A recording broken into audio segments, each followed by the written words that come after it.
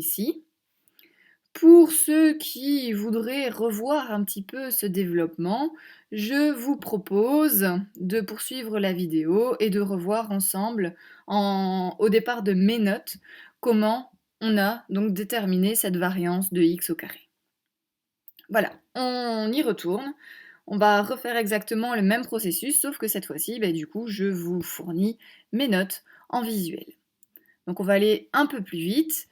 Au niveau de la formule de la variance, elle est identique à celle qu'on vient de voir. Donc il y a ici le 2 qui n'est pas spécifiquement bien passé. Donc on va, dans un premier temps, déterminer l'espérance de x au carré.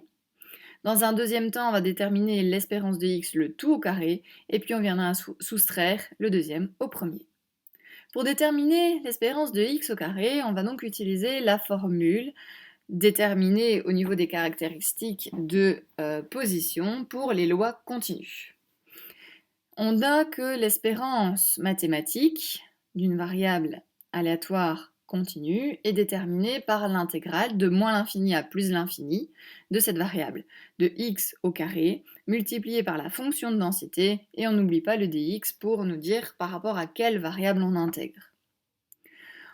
On connaît cette fonction de densité pour une loi uniforme, donc on va l'appliquer.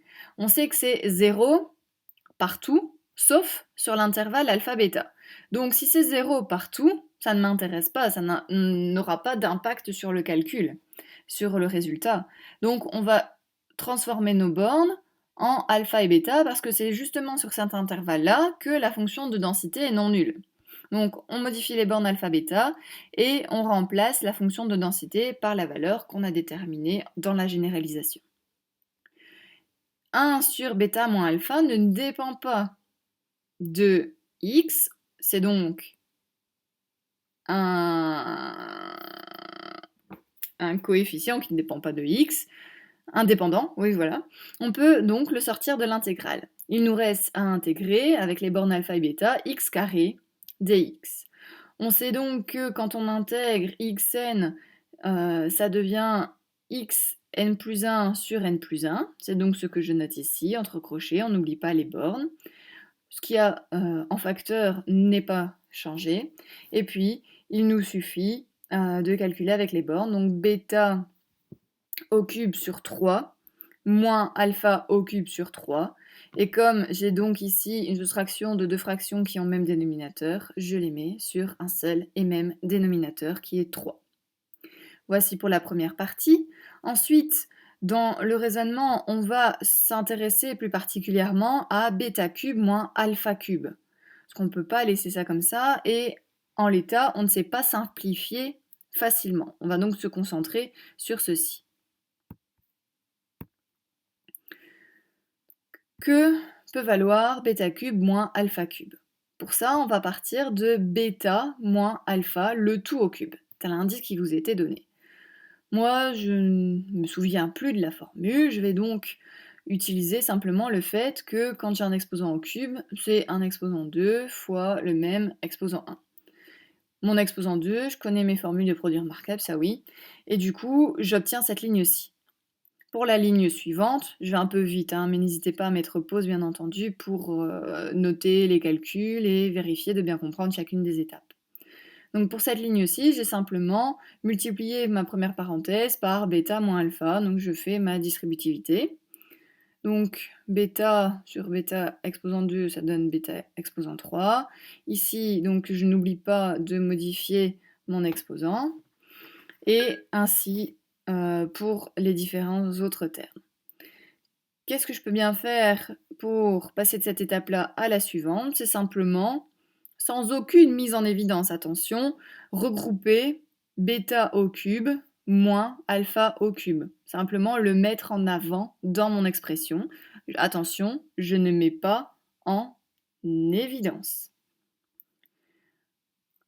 Ici, pour l'étape suivante, donc il est bien entendu clair que moi ce qui m'intéresse, c'est pas bêta moins alpha au cube, donc le tout au cube, mais plutôt bêta cube moins alpha au cube. Donc je vais donc isoler cette expression-là.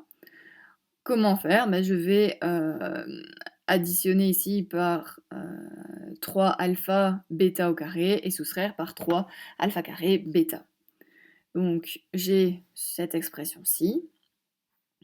Pour passer à la ligne suivante, je vais mettre dans cette partie-là bêta, 3 alpha bêta en évidence. Il me restera donc bêta moins alpha.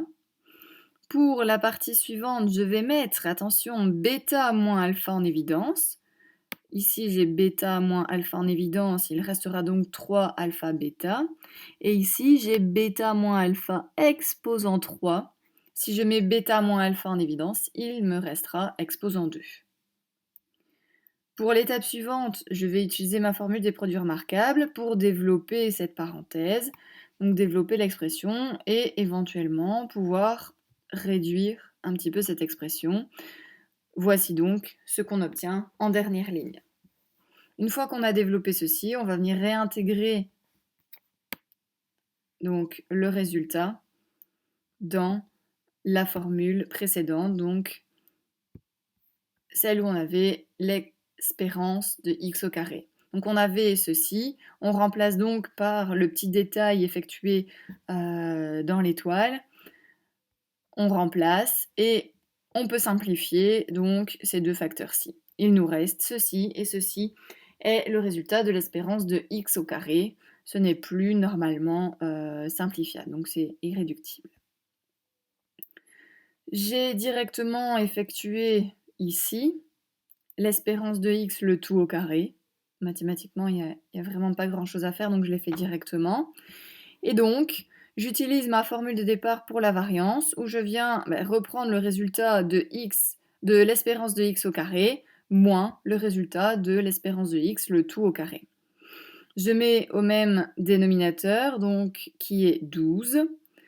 Bien entendu, mes fractions doivent rester équivalentes, donc je multiplie par 4 le premier numérateur et par 3 le deuxième.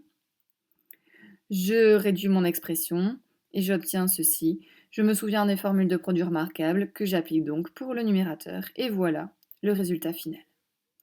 Voilà, j'espère que cette petite vidéo vous a bien permis de comprendre le développement qui nous permet de déterminer la variance de x lorsque x suit une loi uniforme. N'hésitez vraiment pas à me poser des questions, quitte à, si vous en ressentez le besoin, faire une vidéoconférence pour vous réexpliquer l'entièreté de la démonstration. Voilà, n'hésitez pas, j'attends vos retours avec grande impatience.